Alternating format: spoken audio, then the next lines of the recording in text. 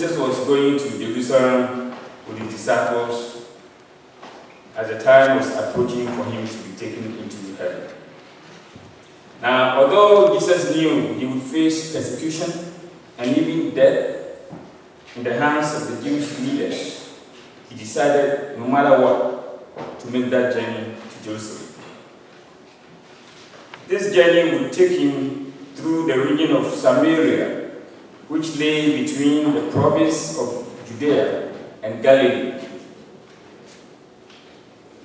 The Samaritans who lived in Samaria were half Jews who had long ago intermarried with foreign women.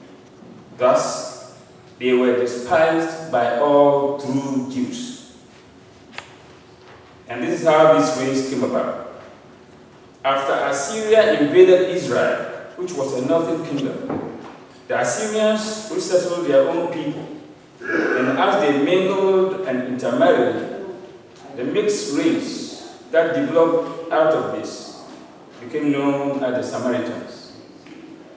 They were tagged as half-breed Jews, and for a very long period of time, they suffered prejudices and bigotry from their fellow Jews. These Samaritans were so hated that the other Jews who were traders, who were merchants, would avoid traveling through their territory. Even if it was going to take them a couple of days, they would prefer to go around and spend weeks. They were so detested. They were considered as half Jews. The Samaritans also, because of that, hated the true Jews. Jesus has sent his disciples ahead of him to go through the village in order to prepare for his coming and also to provide hospitality for him and his disciples. And when the Samaritans learned that Jesus and his disciples intended to pass through the village, they said, aha. So what happened? They refused to welcome them. These are the real Jews. Now they want to pass through our village. After being despised for all these years, now the true Jews want to pass through and we have to provide them hospitality. No. So the disciples, James and John, taking the example of the prophet Elijah, suggested destroying them by calling fire down from heaven. James and John wanted to do more than just shaking the dust from their feet. But Jesus beat them. To Jesus, James and John's suggestion did not rise from the Spirit of Christ. To him, their suggestion came from a spirit of revenge and anger, not a spirit of love and forgiveness. Manuscripts of Luke. According to some ancient manuscripts of Luke, Jesus told them at this point, "You do not know what kind of spirit you are of, for the Son of Man did not come to destroy men's lives, but to save them." James and John and the other disciples apparently did not consider that the conduct of the Samaritans who had refused to welcome Jesus was rather the effect of the prejudice and the bigotry that they had experienced for a long period of time from the ordinary Jews.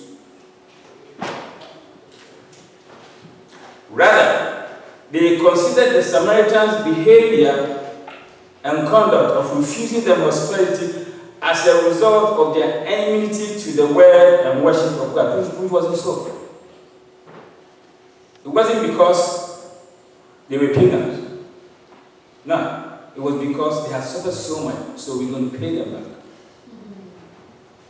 Nevertheless, Jesus and his disciples did not go to that Samaritan village, but they went by another way.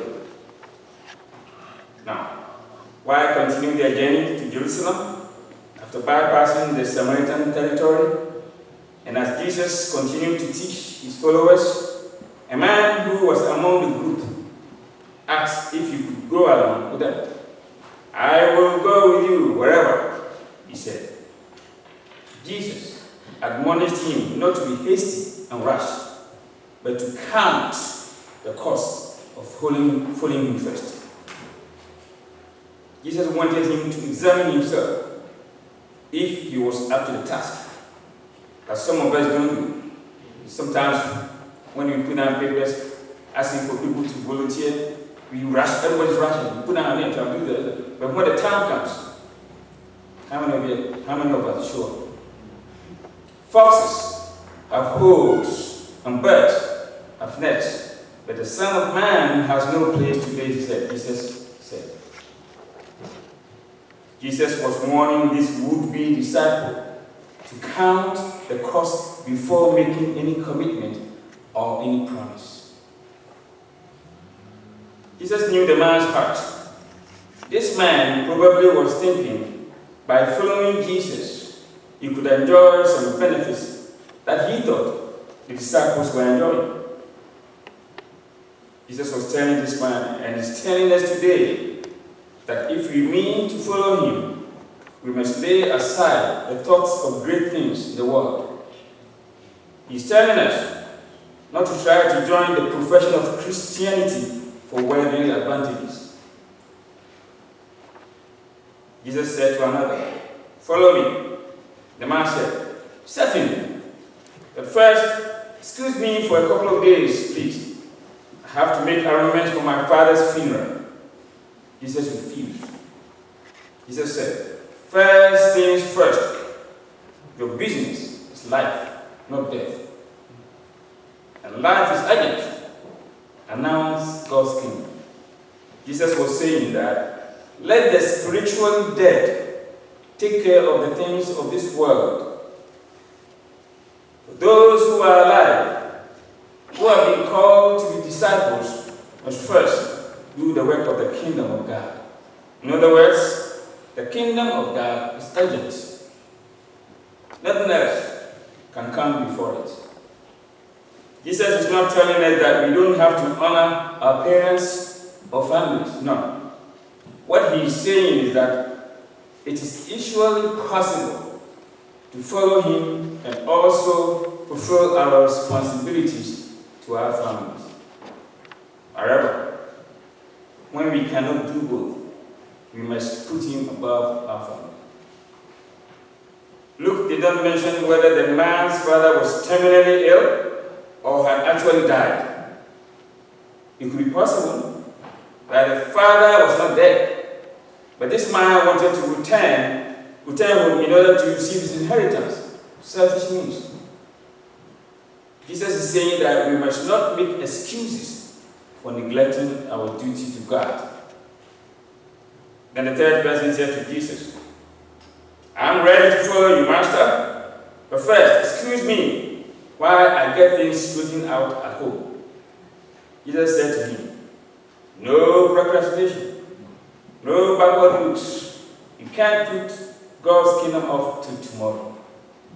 It might be too late." Yet here is another who wants to follow Jesus, but he must have a little time to talk with his friends about it and to set in order his household affairs and give directions concerning them. This person seemed to have worldly concerns more upon his heart than he ought to have. Jesus knew that this person was greatly attached to his family. The man wanted to follow Jesus, but not with all his heart. Jesus said to him again, "No one who puts his hand to the plow and looks back is fit for service in the kingdom of God. Like a farmer plowing his field, a follower of Jesus must look ahead only. He must have a single goal. He must never seek to return to his own life. Remember, Lord's wife looked back and was turned into a pillar of salt. the Jews, after escaping from Egypt, grumbled against God and decided to go back to Egypt. And so, because of their grumbling and looking back, God destroyed them. Today we learn that Jesus came indeed not to destroy human lives, but to save them. The scripture also teaches us that following Jesus has a cost.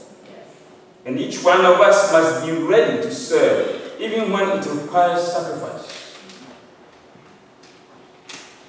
What does Jesus want from us? He wants total dedication, not high-heated commitment. And so, usually getting to the end of the year, we put out envelopes, and the church is educated on the need to commit to pay tithes in order to do God's work. And sometimes you see that everybody takes one. You are watching. That's a call. See, once you respond to do that, that's a call. And then what happens? Why is it that when they put out all those envelopes, almost everybody picks up one, but then there's a shortage?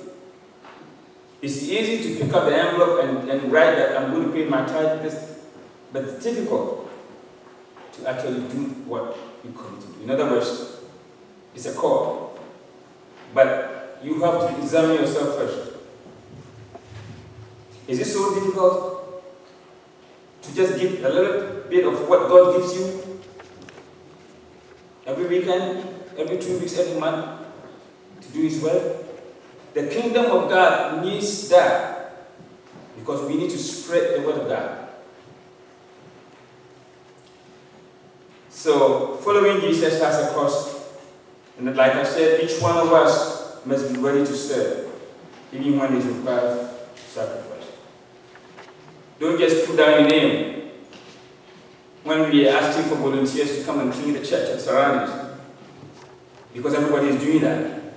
And then when the time comes, we don't see you.